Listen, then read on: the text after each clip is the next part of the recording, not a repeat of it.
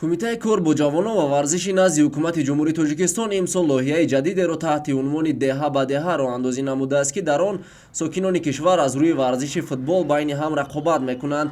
Лоиҳаи мазкур аз якчанд марҳила иборат буда, дар он тамоми ҷамоату деҳотҳо ва шаҳракҳои дурдасттарини кишвар ҷалб карда мешаванд. Ба иттилои масъулин, мусобиқаи «Деҳа ба деҳа» ё худ «Маҳал ба маҳал» се марҳиларо дар бар мегирад. дар даври аввал дастаҳо миёни ҳам дар маҳалли худ рақобат мекунанд, ки ғолиби он ба даври дуюм, ки сатҳи шаҳрӣ ё ноҳиявиро дорад, баромад мекунанд. дар марҳилаи сеюм, ки дар сатҳи ҷумҳуриявӣ баргузор мегардад, танҳо ғолибони шаҳраку ноҳияҳо ширкат меварзанд. дар ҳамин радиф дар марҳилаи аввали мусобиқа дар ҷамоати деҳоти Бозорбои Бурунифи шаҳри Ваҳдат давоми як муд 10 даста дар 4 гурӯҳ барои моли худ намудани ҷоми мусобиқаи «Деҳа ба деҳа» талош намуданд.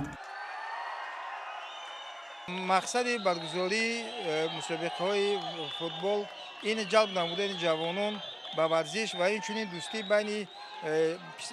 байни навҷавонони ҳар як деҳае, ки дар ин бозӣ иштирок мекунанд. дар ҳудуди ҷамоати деҳоти Бозорбои Бурунов 10 деҳа ба бозии футбол ҷалб карда шудааст. 10 команда, ки дар ин футбол иштирок доранд.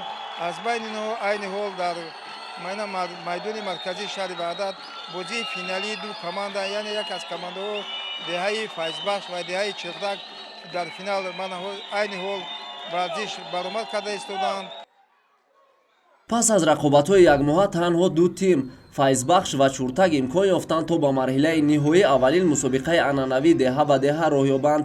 дидори дастаҳо аз аввал то охир пуршиддат сурат гирифт, зеро футболбозони ҳарду ҷониб талош менамуданд то дар даври дуюм, ки миёни ҷамоатҳои шаҳр сурат мегирад, маҳз дастаи онҳо ҷамоати Бозорбои Буруновро намояндагӣ намояд. дар дақиқаи 20 пайти аввали нерӯсанҷӣ футболбозони деҳаи Чуртак ба задани гол даст ёфтанд ва тимашонро ба пеш бароварданд. бо гузораи 10 дақиқа футболбозони дастаи Файзбахш бо як голи зебо таносубро барқарор намуданд. дар қисми дуюми нерӯсанҷӣ низ дастаҳо ба дарвозаи якдигар як голи заданд. ғолиби аввалин мусобиқаи «Деҳа ба деҳа» дар ҷамоати Бозорбои Бурунифи шаҳри Ваҳдат пас аз зарбаҳои пеналти муайян гардид. дар задани силсила зарбаҳои 11 метра футболбозони деҳаи Чуртак маҳорати баланд нишон доданд ва барандаи ҷоми мусобиқа гардиданд. ҳамчунин пас аз анҷоми бозии ниҳоӣ маросими ҷоизаспорӣ доир шуд. футболбозони дастаи Файзбахш барои ишғоли зинаи дуюм бо медалҳои нуқра сарфароз гардонида шуданд.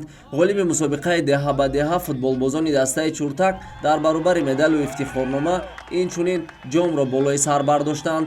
акнун дастаи Чуртак метавонад дар марҳилаи дуюми мусобиқа, ки миёни тамоми ҷамоатҳои шаҳр доир мегардад, иштирок намояд.